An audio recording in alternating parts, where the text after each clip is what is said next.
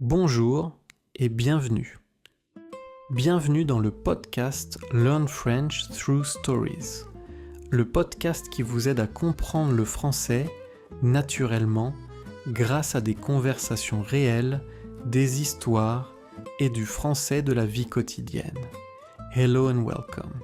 This is the Learn French Through Stories podcast where you improve your French naturally through real conversations, stories and everyday language.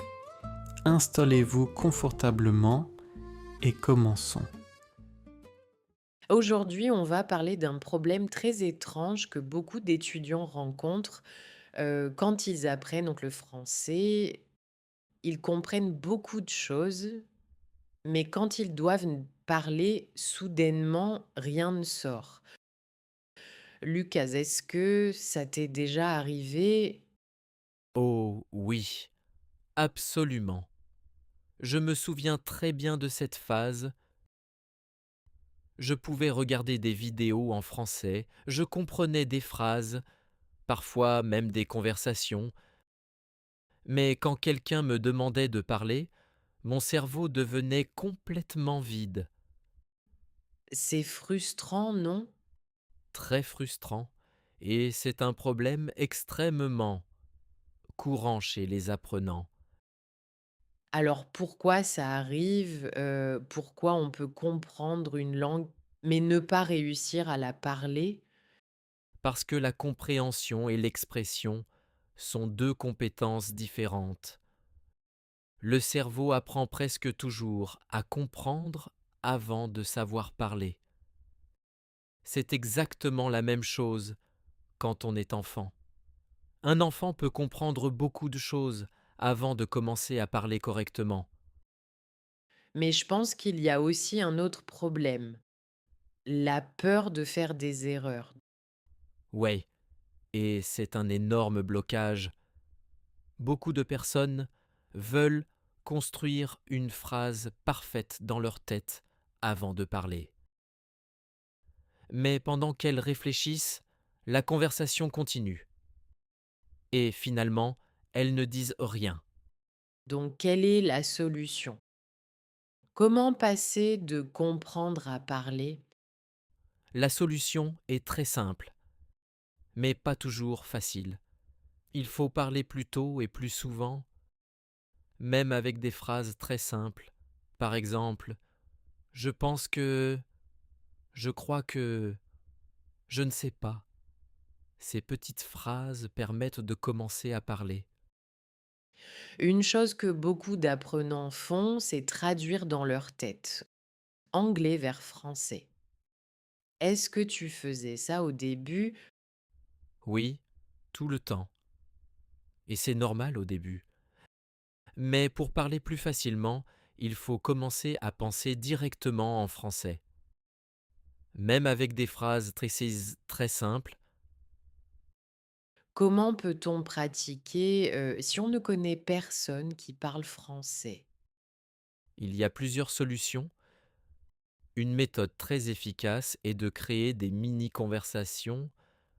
Par exemple, poser une question et répondre soi-même. Qu'est-ce que je fais aujourd'hui? Aujourd'hui, je travaille. Cela entraîne le cerveau à produire du français.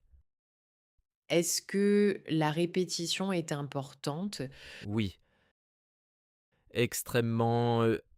Quand on répète des phrases plusieurs fois, elles deviennent plus naturelles.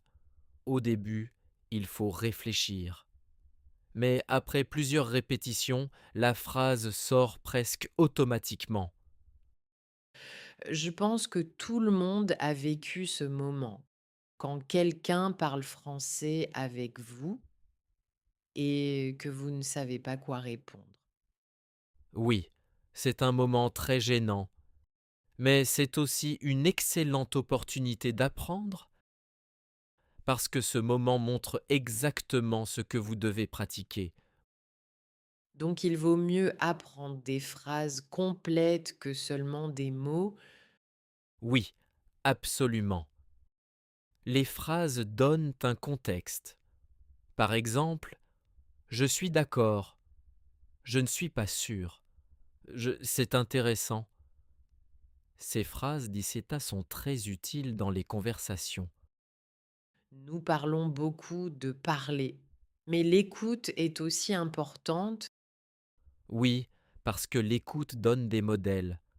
Quand on écoute beaucoup de français, le cerveau apprend naturellement les structures et les rythmes. Ensuite, ces structures apparaissent dans notre propre parole.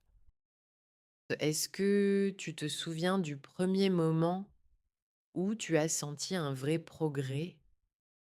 Oui, un jour, j'ai eu une conversation simple, mais je n'ai presque pas traduit dans ma tête. Les mots sont venus plus rapidement, et je me suis dit: Ah, ça commence à fonctionner. Donc parler une langue demande du temps. Oui, beaucoup plus que les gens pensent.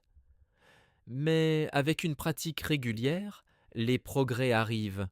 Le plus important est de continuer même quand c'est difficile. Je pense que les apprenants oublient souvent de célébrer leurs progrès. C'est vrai, comprendre une phrase, réussir à expliquer une idée, avoir une petite conversation, ce sont des victoires importantes. Est-ce qu'il y a un moment où parler devient plus naturel? Oui, et c'est un moment très satisfaisant. Un jour, vous réalisez que vous n'êtes plus en train de traduire. Vous utilisez simplement le français pour communiquer. Alors si quelqu'un écoute ce podcast et pense: «Je comprends le français, mais je ne peux pas parler», qu'est-ce que tu lui dirais? Je dirais que c'est une étape normale. La compréhension vient avant la parole. Mais si vous continuez à écouter, à répéter et à parler un peu chaque jour, la parole viendra naturellement. Et c'est là que l'apprentissage devient vraiment passionnant. Exactement. Maintenant que vous avez écouté le podcast avec les sous-titres français, réécoutons-le, mais cette fois sans traduction. Écoutez simplement, détendez-vous et voyez ce que vous comprenez naturellement. Aujourd'hui, on va parler d'un problème très étrange que beaucoup d'étudiants rencontrent quand ils apprennent donc le français. Ils comprennent beaucoup de choses, mais quand ils doivent parler, soudainement, rien ne sort. Lucas, est-ce que ça t'est déjà arrivé? Oh oui, absolument. Je me souviens très bien de cette phase. Je pouvais regarder des vidéos en français, je comprenais des phrases, parfois même des conversations, mais quand quelqu'un me demandait de parler, mon cerveau devenait complètement vide, C'est frustrant, non? très frustrant, et c'est un problème extrêmement courant chez les apprenants, Alors pourquoi ça arrive? Pourquoi on peut comprendre une langue, mais ne pas réussir à la parler? parce que la compréhension et l'expression sont deux compétences différentes. Le cerveau apprend presque toujours à comprendre avant de savoir parler. C'est exactement la même chose quand on est enfant. Un enfant peut comprendre beaucoup de choses avant de commencer à parler correctement. Mais je pense qu'il y a aussi un autre problème, la peur de faire des erreurs. Ouais, et c'est un énorme blocage. Beaucoup de personnes veulent construire une phrase parfaite dans leur tête avant de parler. Mais pendant qu'elles réfléchissent, la conversation continue. Et finalement, elles ne disent rien. Donc quelle est la solution? Comment passer de comprendre à parler? La solution est très simple, mais pas toujours facile. Il faut parler plus tôt et plus souvent, même avec des phrases très simples. Par exemple, je pense que, je crois que, je ne sais pas. Ces petites phrases permettent de commencer à parler. Une chose que beaucoup d'apprenants font, c'est traduire dans leur tête, anglais vers français. Est-ce que tu faisais ça au début? Oui, tout le temps. Et c'est normal au début. Mais pour parler plus facilement, il faut commencer à penser directement en français. Même avec des phrases très simples, Comment peut-on pratiquer si on ne connaît personne qui parle français? il y a plusieurs solutions. Une méthode très efficace est de créer des mini-conversations. Par exemple, poser une question et répondre soi-même. Qu'est-ce que je fais aujourd'hui? Aujourd'hui, je travaille. Cela entraîne le cerveau à produire du français. Est-ce que la répétition est importante? Oui, extrêmement. Quand on répète des phrases plusieurs fois, elles deviennent plus naturelles. Au début, il faut réfléchir. Mais après plusieurs répétitions, la phrase sort presque automatiquement. Je pense que tout le monde a vécu ce moment.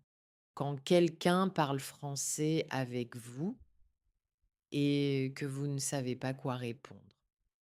Oui, c'est un moment très gênant, mais c'est aussi une excellente opportunité d'apprendre parce que ce moment montre exactement ce que vous devez pratiquer. Donc il vaut mieux apprendre des phrases complètes que seulement des mots. Oui, absolument. Les phrases donnent un contexte. Par exemple, je suis d'accord, je ne suis pas sûr, c'est intéressant. Ces phrases d'Iceta sont très utiles dans les conversations. Nous parlons beaucoup de parler, mais l'écoute est aussi importante. Oui, parce que l'écoute donne des modèles. Quand on écoute beaucoup de français, le cerveau apprend naturellement les structures et les rythmes. Ensuite, ces structures apparaissent dans notre propre parole. Est-ce que tu te souviens du premier moment où tu as senti un vrai progrès? Oui, un jour, j'ai eu une conversation simple, mais je n'ai presque pas traduit dans ma tête. Les mots sont venus plus rapidement, et je me suis dit ah, ça commence à fonctionner. Donc parler une langue demande du temps. Oui, beaucoup plus que les gens pensent. Mais avec une pratique régulière, les progrès arrivent. Le plus important est de continuer même quand c'est difficile. Je pense que les apprenants oublient souvent de célébrer leurs progrès. C'est vrai, comprendre une phrase, réussir à expliquer une idée, avoir une petite conversation, ce sont des victoires importantes. Est-ce qu'il y a un moment où parler devient plus naturel? Oui, et c'est un moment très satisfaisant. Un jour, vous réalisez que vous n'êtes plus en train de traduire. Vous utilisez simplement le français pour communiquer. Alors si quelqu'un écoute ce podcast et pense: «Je comprends le français, mais je ne peux pas parler», qu'est-ce que tu lui dirais? Je dirais que c'est une étape normale. La compréhension vient avant la parole. Mais si vous continuez à écouter, à répéter et à parler un peu chaque jour, la parole viendra naturellement. Et c'est là que l'apprentissage devient vraiment passionnant. Exactement. Merci d'avoir écouté. Prenez votre temps. Écoutez encore. Et laissez le français entrer naturellement. Thank you for listening. If you enjoyed this episode, subscribe and continue learning with us. À très bientôt pour un nouvel épisode.